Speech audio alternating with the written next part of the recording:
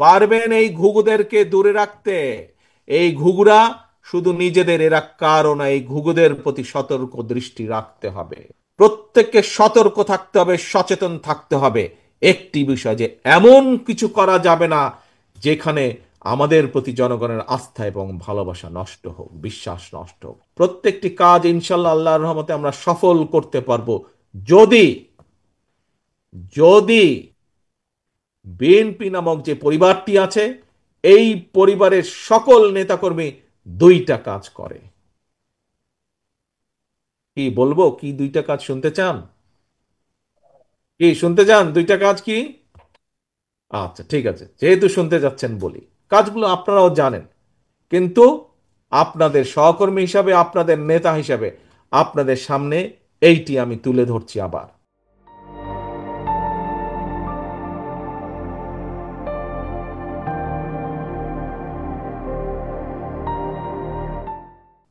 এক নম্বর কাজ হচ্ছে, একটি ওই যে প্রথমেই বক্তব্যের বলেছি, রাজনৈতিক দলের লক্ষ্য আদর্শ কি, পুঁজি কি?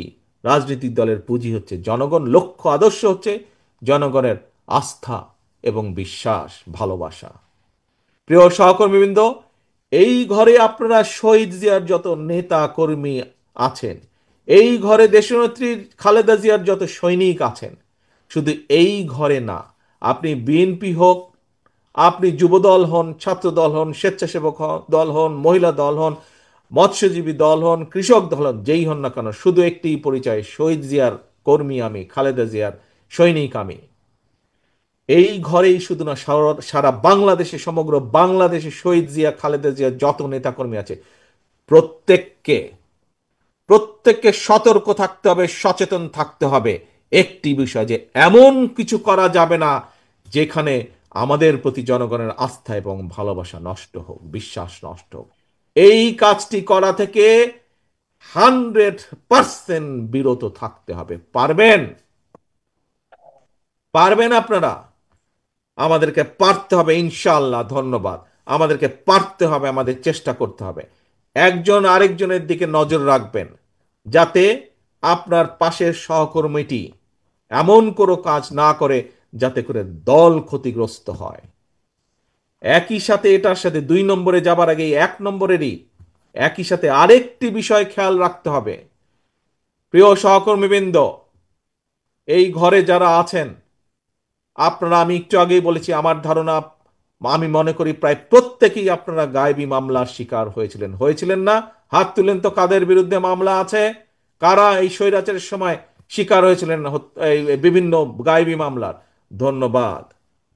আপনারা অত্যাচার নির্যাতনের শিকার হয়েছিলেন। আপনারা বছরের পর বছর আদালতের বারান্দায় ঘুরেছেন।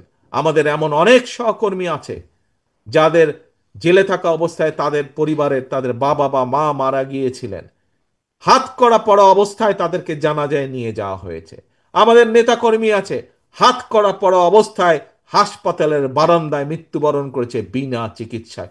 আপনারা সেই দলের কর্মী, সেই দলের নেতা। 60 লক্ষ নেতাকর্মী আমার, যাদের বিরুদ্ধে গায়েবী মামলা, মিথ্যে মামলা ছিল। প্রিয় ভাই বোনেরা, 1 নম্বরের প্রথম কথাটি বলেছি, প্রত্যেককে আমাদের সচেতন থাকতে হবে। আমাদের দ্বারা যাতে এমন কোনো কাজ না হয়, শুধু নওগাঁ না, 64টি জেলার 872,000 গ্রামের প্রত্যেকটি নেতাকর্মীকে সচেতন থাকতে হবে। এমন কাজ যাতে না হয় যাতে করে দল ক্ষতিগ্রস্ত হয়, জনগণের আস্থা বিশ্বাস নষ্ট হয়। একই সাথে আপনাদেরকে খেয়াল রাখতে হবে, মামলা আপনারা খেয়েছেন স্বৈরাচারের সময়, অত্যাচার নির্যাতনের শিকার আপনারা হয়েছেন। আপনার বাড়িতে রাতের অন্ধকারে ওই হেলমেট বাহিনী, হাতুড়ি বাহিনী আর দলীয় পুলিশ দিয়ে অত্যাচার নির্যাতন করা হয়েছে। প্রিয় সহকর্মীবৃন্দ, আল্লাহ চায় তো ইনশাল্লাহ সামনে আপনি দেশ পরিচালনা করবেন, জনগণের জন্য কাজ করবেন। আপনি হয়তো ইনশাল্লাহ, আল্লাহ চাইলে, আল্লাহ রহমতে, এই দেশের জনগণের সমর্থনে আপনি সরকার গঠন করবেন। আপনার পিছে কিন্তু এখন অনেক ঘুঘু ঘুরঘুর ঘুরঘুর ঘুরঘুর করছে। এই ঘুঘুদের প্রতি খেয়াল রাখতে হবে। এই ঘুঘুরা কারো না, এই ঘুঘুরা শুধু নিজের স্বার্থ বুঝে। তারা আসবে, তারা আপনাকে ব্যবহার করবে, তারা আপনার সুনাম নষ্ট করবে, নিজেদের স্বার্থ অধিকার করবে। তারা দলের সুনাম নষ্ট করবে, নিজেদের স্বার্থ অধিকার করবে, আবার সুসুর করে দুঃসময় দেখলে তারা পালিয়ে যাবে। এই ঘুঘুরা যাতে আসতে না পারে, এই দলের স্বার্থকে নিজের স্বার্থে ব্যবহার করার জন্য সুযোগ না পায়, এই খেয়াল আপনাদেরকে রাখতে হবে। পারবেন? পারবেন এই ঘুঘুদেরকে দূরে রাখতে? এই ঘুঘুরা শুধু নিজেদের, এরা কারো না, এই ঘুঘুদের প্রতি সতর্ক দৃষ্টি রাখতে হবে। আসুন সহকর্মীবৃন্দ, এবার দ্বিতীয় পয়েন্টটা বলি।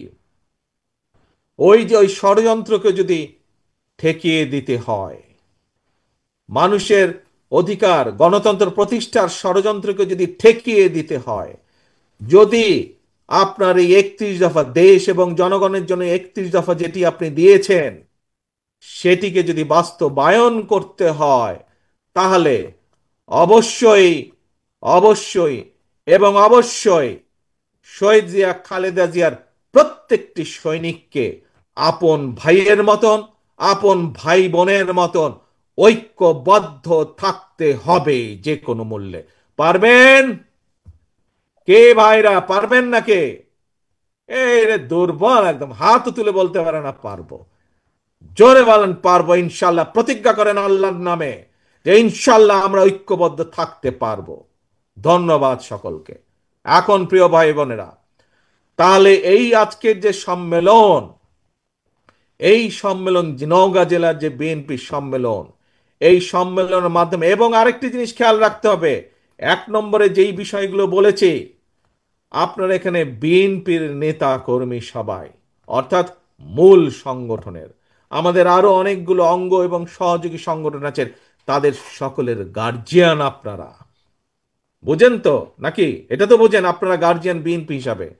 গার্জিয়ান হিসাবে আপনাদের দায়িত্ব থাকবে সকল অঙ্গ এবং সহযোগী সংগঠনের যে নেতাকর্মী আছে তাদের প্রতিও নজর রাখা, যাতে তাদের মধ্যেও কেউ এমন কোনো কাজ করতে না পারে যাতে জনগণের আস্থা এবং বিশ্বাস নষ্ট হয় বিএনপির প্রতি। এইটি গার্জিয়ান হিসাবে আপনাদেরকে এই দায়িত্ব পালন করতে হবে। এখন প্রিয় ভাই বোনেরা, ভোটের টাইম হয়ে যাচ্ছে, অনেক লম্বা কথা বলে ফেলেছি আমি। আসেন, আজকের এই যে সম্মেলন, এই সম্মেলনেতে একটি লক্ষ্য উদ্দেশ্য কি, আমরা ঠান্ডা মাথায় সুন্দর করে বিবেচনা করে আমরা আগামী সাংগঠনিক মেয়াদ পর্যন্ত কারা নওগাঁ জেলায় দল পরিচালনা করবেন তাদেরকে আমরা দায়িত্ব দিব। আজকে এখানে টোটাল কতজন দেখলাম? টোটাল প্রায় 15-16 জনের মতন বিভিন্ন 3টি পদে যারা এখানে কম্পিটিশন করবেন বা যারা কাউন্সিলরদের মতামত চাইবেন, আপনারা যে কোনো কয়েকজন ব্যক্তিকে দায়িত্ব দিবেন। এটি হচ্ছে আজকে আমাদের যেমন মূল বিষয়। একই সাথে আসুন আমরা তাহলে দুটি বিষয় আজকে এখানে প্রতিজ্ঞা করি। এক, যে কোনো মূল্যে নওগাঁ জেলার নেতা কর্মীরা আপন ভাই ভাইয়ের মতন, আপন ভাই বোনের মতন ঐক্যবদ্ধ থাকবে। এক। এবং দুই, যে কোনো মূল্যে নওগাঁ জেলার প্রত্যেকটি শহীদ জিয়া, খালেদা জিয়ার প্রত্যেকটি নেতাকর্মী সর্বোচ্চ চেষ্টা করবে জনগণের আস্থা এবং ভালোবাসা, বিশ্বাস ধরে রাখার জন্য সর্বোচ্চ তারা চেষ্টা করবে। কি ভাই, এই দুটো প্রতিজ্ঞা আমরা করলাম আজকে আমাদের সম্মেলনে ইনশাল্লাহ। প্রিয় ভাই বোনেরা, পরিশেষে আমি আজকে যে নির্বাচন পরিচালনা কমিটির প্রত্যেকটি সদস্যকে আজকের এই পর্যন্ত যে সুন্দরভাবে অনুষ্ঠানটি সম্পন্ন হয়েছে তার জন্য তাদের সকলকে আন্তরিকভাবে ধন্যবাদ জানাতে চাই।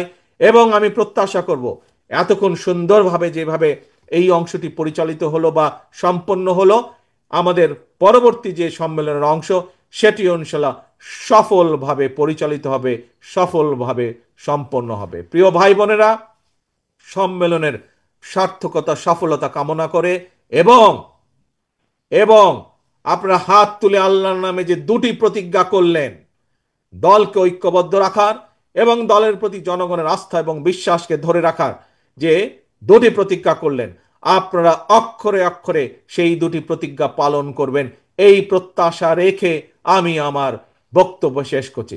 আল্লাহ হাফেজ। বাংলাদেশ জিন্দাবাদ।